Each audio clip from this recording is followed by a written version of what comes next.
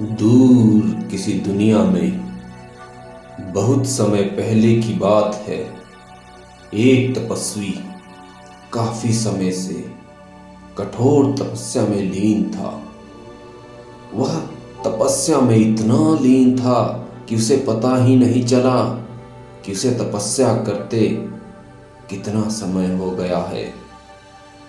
वह वरदान मांगने के लिए काफी समय से तपस्या कर रहा था और इसके लिए वह किसी भी हद तक जा सकता था। इसी दौरान परमपिता ने उसकी कड़ी परीक्षा भी ली। कभी उस पर बिजलियां कड़कती तो कभी आंधी तूफान, बारिश और बर्फबारी होती, लेकिन वह तपस्वी टस से मस नहीं हुआ। इस कठिन तपस्या और उसके समर्पण को देखकर अंततः परमपिता परमेश्वर को प्रसन्न होकर उसके सामने प्रकट होना पड़ा और परमपिता ने उससे कहा, उठो उठो उठो उठो, मैं तुम्हारे सामने उपस्थित मैं तुम्हारी तपस्या से बहुत प्रसन्न। उठो उठो और चाहा वरदान मांगो। हे परमपिता, आपसे किसी के मन की बात भला कहाँ छुपी हुई है। मुझे ना तो इस देह का और ना ही किसी सांसारिक वस्तु आदि का मोह है, लेकिन जब आप मुझसे वरदान मांगने को कह रहे हैं तो मुझे वरदान दीजिए। मैं सबकी सेवा कर सब लोगों की यादों में अमर रह सकूं। मुझे एक शिक्षक और गुरु के रूप में प्रत्येक मनुष्य की स्मृति में सदैव अमर रहने का वरदान दें। दूर एक मंदाकिनी में एक सौर मंडल है, जिसमें पृथ्वी नाम ग्रह पर कलियुग में एक समय ऐसा आएगा जब जी नाम देश से लोगों को प्राप्त एक रोग पूरे विश्व को प्रभाव करेगा। हर तरफ हाहाकार जाएगा। ऐसे समय में तुम लोगों के मन में एक उम्मीद बनकर एक मसीहा बनकर और एक गुरु तथा शिक्षक बनकर उभरोगे। यह तुम्हें उनकी स्मृति में हमेशा अमर बना देगा। आपका कोटि कोटि धन्यवाद। तथास्तु। इसके बाद वह व्यक्ति, वह तपस्वी उस ग्रह से निकला और हमारी मंदाकिनी के बाद अनेकों दुनियाओं को पार कर पृथ्वी पर पहुंचा। पर वह तपस्वी धैर्य से उस महामारी का इंतजार करने लगा। वह काफी समय से इंतजार कर रहा था कि तभी ब्यूबोनिक प्लेग नाम की बीमारी लोगों में आतंक मचाने लगी। इसी समय वह तपस्वी भी शिक्षक के पद पर कार्यरत था, लेकिन उसे उतनी प्रसिद्धि हासिल नहीं हुई। तब उसे एहसास हुआ कि अभी वह समय नहीं आया है, क्योंकि वह महामारी चीन से नहीं आई थी। अंततः 21वीं सदी के दौरान समय आया जब चीन से पूरी दुनिया में फैली महामारी कोरोना ने दस्तक दी। इस तरह वह शख्स लोगों के बीच पहले ऑनलाइन मोटिवेशनल गुरु और फिर टीचर के तौर पर मशहूर हो गया। जहां वह निराशा के समय लोगों में आशा जगा रहा था, वहीं इसी दौरान उसके मन में छल, कपट आदि का भाव पनपने लगा। उसे मोह और माया ने घेर लिया। वह सिर्फ आर्थिक लाभ के लिए झूठ बोलता, झूठ फैलाता और कभी देश में चल रही राजनीति के पक्ष में बातें कहता, तो कभी शिक्षक होते हुए भी बच्चों और लोगों को परेशान करता। वह गुरु आज भी हम सभी के अंदर मौजूद है। हम में से बहुत से लोग उसके भक्त बने हुए हैं और मान रहे हैं कि वह गुरु परम पिता की इच्छा से हमारे बीच में है। इसलिए एक यह भी कारण है जिसकी वजह से वह आज भी हमारे बीच जीवित है। आखिर कहाँ है वह और किस किस में है, पहचानने का प्रयास करें।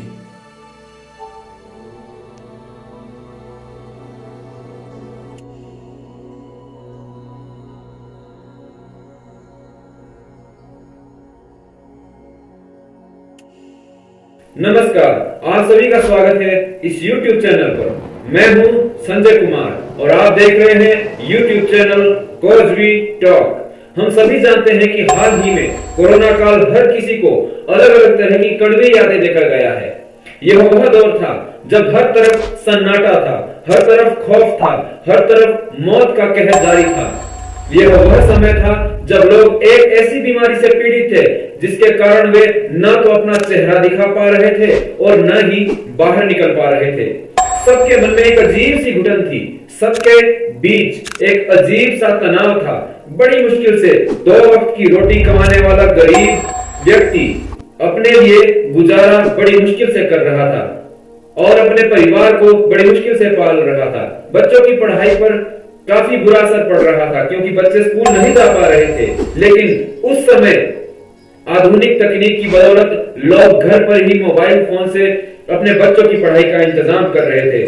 हालांकि इसमें भी एक समस्या थी, जिन लोगों के पास पैसे नहीं थे वह अपने बच्चों को मोबाइल फोन नहीं दे पा रहे थे। इस तरह से उस समय में जहां हमें टेक्नोलॉजी का अच्छा इस्तेमाल देखने को मिला, तो वहीं हमने पाया कि ऑनलाइन गेम इंडस्ट्री आसमान छूने लगी। बच्चे उन स्मार्टफोन से ऑनलाइन गेम के लगभग आदी हो गए थे। यह सब एक साथ हो रहा था। इस बीच घर पर लोग कभी टाइल्स गिनते तो कभी चावल के दाने गिनते हुए अपना समय बिता रहे थे। फिर चलन शुरू हुआ सोशल मीडिया पर ज्यादा से ज्यादा समय व्यतीत करने का, ज्यादा ऑनलाइन वीडियो देखने का। बहुत से लोग जिनकी बात सिर्फ 2-4 लोग ही सुनते थे, मोटिवेशनल गुरु बन गए। कई ऑनलाइन टीचर की दुकानें बहुत तेजी से चलने लगी। हालांकि जब हम शिक्षा के बारे में बात करते हैं तो इसे थोड़ा दिलचस्प बनाने के लिए विभिन्न तरकीबों का इस्तेमाल ऑनलाइन शिक्षकों द्वारा किया जाने लगा। प्रसिद्धि ने ऑनलाइन शिक्षकों को आध्यात्मिक और प्रेरक गुरु बनाना शुरू कर दिया। वह हमें शिक्षा देने के साथ यह भी सिखाने लगे कि हमें समाज में कैसे रहना चाहिए। धर्म, जातिवाद और देशभक्ति जैसे कारकों ने भी इसमें महत्वपूर्ण भूमिका निभाई।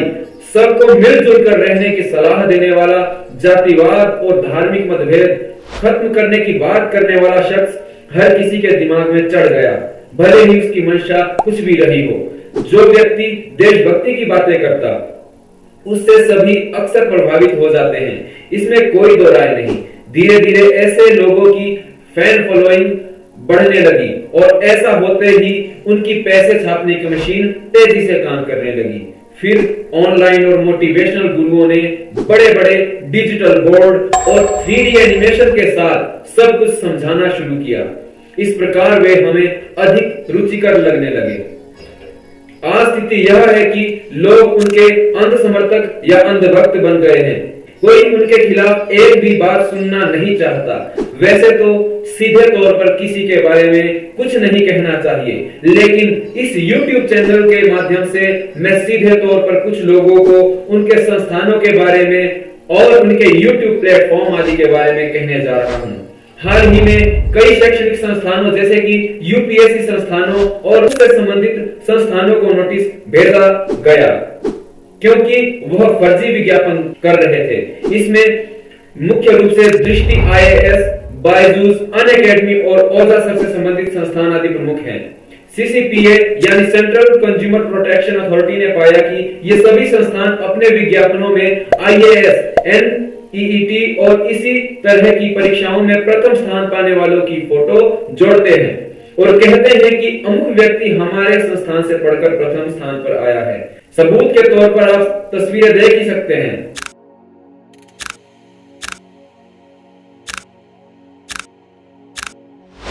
इस तरह सभी से यह धोखेबाजी की जा रही थी। इसमें शामिल सभी संस्थान जिन पर यह आरोप लगा है तब तक ये दावे करते रहे जब तक कि उन पर लगाम नहीं लगाई गई। आप सभी ने 12 फेल फिल्म तो देखी ही होगी, जिसमें विकास दिव्य कीर्ति नाम का एक प्रोफेशनल यूट्यूबर और यूपीएससी टीचर हमें अपनी एक्टिंग दिखाते हुए नजर आता है।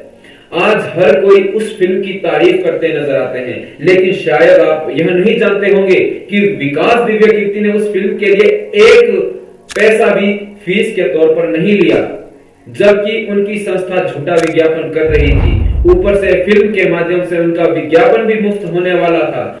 शायद इसलिए ही उन्होंने फिल्म निर्माता से पैसे नहीं लिए होंगे। हो सकता है कि इस वीडियो के अपलोड होने तक कुछ लोगों को, कुछ संस्थानों को क्लीन चिट मिल गई हो, लेकिन यह तय है कि वह झूठे दावे कर रहे थे और सबूत के तौर पर सारी तस्वीरें आपके सामने हैं। अब बात करते हैं मोटिवेशनल गुरुओं की। आज के समय में न जाने हर किसी पर कैसी मुसीबत आ गई है। हर किसी को प्रेरणा की जरूरत पड़ रही है और इसके लिए वह संघर्ष भी कर रहे हैं। कभी वे ऑनलाइन वीडियो देखते हैं और कभी-कभी मोटिवेशन पाने के लिए महंगे स्पेशल सब्सक्रिप्शन आदि लेकर कुछ लोगों के जाल में फंस जाते हैं। यह सच है कि आज के समय में हर किसी के लिए जीवन जीना थोड़ा सा मुश्किल है, क्योंकि आज हम मोटे तौर पर देखें तो पता चलता है कि बेरोजगारी बहुत ज्यादा है। भविष्य निराशाजनक दिखने के बावजूद भी माता पिता अपने बच्चों को अच्छी तरह से पढ़ाने की व्यवस्था करते हैं। इसके लिए वह बहुत सारा पैसा खर्च करते हैं ताकि उनके बच्चे सफल हो सके और किसी निजी कंपनी में काम करने या सरकारी नौकरी करने के योग्य बन सके। लेकिन आखिर में हर किसी को क्या मिलता है?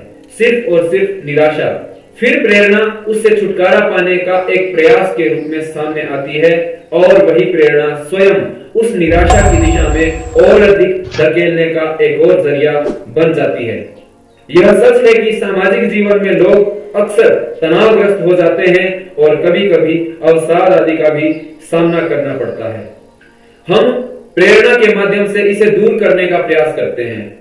लोगों की इसी मजबूरी का फायदा उठाने के लिए कुछ लोगों ने मोटिवेशन की या फिर प्रेरणा की दुकानें खोली हुई हैं। कुछ प्रेरक व्यक्ति धर्म का सहारा लेते हैं और बताते हैं कि धर्म और आध्यात्म शांति का मार्ग है। वे दाढ़ी बढ़ाते हैं, लंबे बाल रखते हैं, थोड़ा कठोरता से बोलते हैं ताकि लोग उनसे प्रभावित और प्रेरित हों। कुछ भिखारी गेरुआ वस्त्र पहनकर बाबा बनने का नाटक करते हैं और लोगों को अच्छा और सुखी जीवन जीने का पाठ पढ़ाने के साथ साथ अपने मंत्रों से ठीक करने का भी नाटक करते हैं। कुछ लोग बड़े बड़े शो आयोजित करते हैं, किराए पर लोगों को बुलाते हैं, उन्हें देखने के लिए वीडियो बनाते हैं और फिर उन्हें सोशल मीडिया पर अपलोड कर देते हैं। इस तरह से वह मोटिवेशनल गुरु के रूप में लोकप्रिय हो जाते हैं। हम सभी के बीच लोकप्रिय हो जाते हैं। आज 21वीं सदी में भले ही लोग पढ़े लिखे और बुद्धिमान है, लेकिन फिर भी वे इन चालाक लोगों के बहकावे में आ ही जाते हैं। हाल ही में संदीप महेश्वरी बनाम विवेक बिंद्रा को लेकर एक किस्सा सबके सामने आया। इसमें सबसे पहले हम उस व्यक्ति के बारे में बात करते हैं जिसे आप सभी शायद सही मानते हों। उनका नाम है संदीप माहेश्वरी। हाल ही में उन्होंने खुद अपने सोशल मीडिया अकाउंट पर लिखा था कि वह लंबे समय से डिप्रेशन से जूझ रहे हैं, अवसाद से जूझ रहे हैं और इसका असर उन पर मोटापे के रूप में भी दिख रहा था। एक मोटिवेशनल गुरु और वह भी डिप्रेशन में, यह सच में सोचने वाली बात है। हालांकि इसके चलते उन्होंने कैरी मिनाटी द्वारा बनाए गए एक पैरोडी वीडियो पर भी तंज कसा था। इससे साबित होता है कि अवसाद के कारण उनमें कहीं ना कहीं नकारात्मकता आ गई होगी। हो सकता है कि इस वजह से उन्होंने विवेक बिंद्रा को भी फंसाया और एक बड़े घोटाले का पर्दाफाश करने का दावा करने लगे। अब बात करते हैं विवेक बिंद्रा की, जिन्होंने मल्टी लेवल मार्केटिंग और ऑनलाइन कोर्स बेचने का दावा किया था, जिसमें उन्होंने दावा किया था कि इससे लोग कम समय में लाखों करोड़ों रुपया कमा लेंगे या कमाने लगेंगे। इस तरह प्रचार करते करते वह एक मोटिवेशनल गुरु भी बन गए और बड़ी बड़ी सार्वजनिक प्रस्तुतियां देने लगे। उनके आत्मविश्वास भरे भाषणों से लोग आकर्षित हो गए और उनका ठगी का धंधा और तेजी से फलने फूलने लगा। अब सुनने में आ रहा है कि उन पर सीबीआई की जांच चलेगी, चाहे गलती से हो या नकारात्मकता के कारण, लेकिन संदीप माहेश्वरी ने उन्हें सच में बेनकाब कर दिया, ऐसा लगता है। यह भी संभव है कि विवेक बिंद्रा को नुकसान पहुंचाकर उन्हें किसी तरह की मानसिक शांति अनुभव हो रही हो।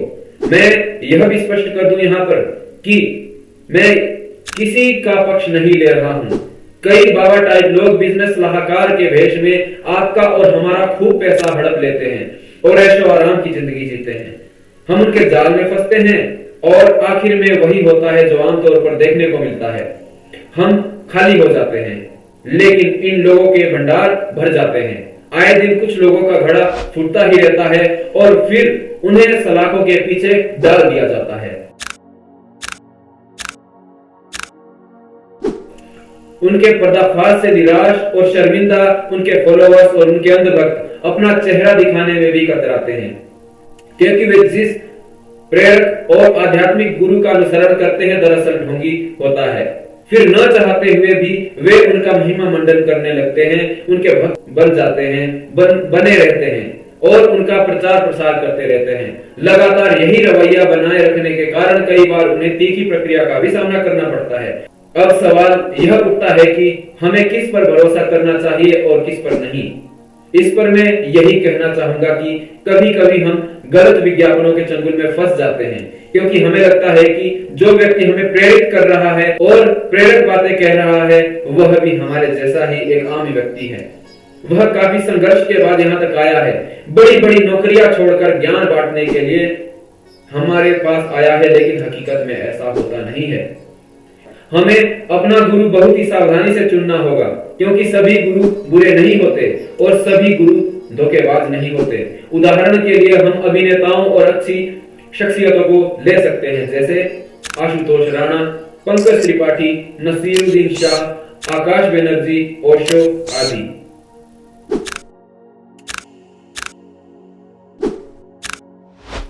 यहां पर मैं एक बात स्पष्ट कर रहा हूं कि अगर हम किसी से प्रेरणा लेना चाहते हैं तो ऐसा नहीं है कि वह व्यक्ति बाबा टाइप ही दिखना चाहिए। एक कहानी आपने बचपन में सुनी ही होगी, वह थी मोहम्मद गोरी और पृथ्वीराज चौहान की। मोहम्मद गोरी बार बार पृथ्वीराज चौहान पर हमला कर रहा था, लेकिन पृथ्वीराज उसे बार बार हरा देते थे। आखिरकार वह निराश होकर बैठा ही था कि उसने देखा एक दीवार पर चढ़ती हुई चींटी नीचे गिर रही थी। वह बार बार ऊपर जाती और फिर नीचे गिरती, कभी थोड़ा तो कभी बहुत ज्यादा।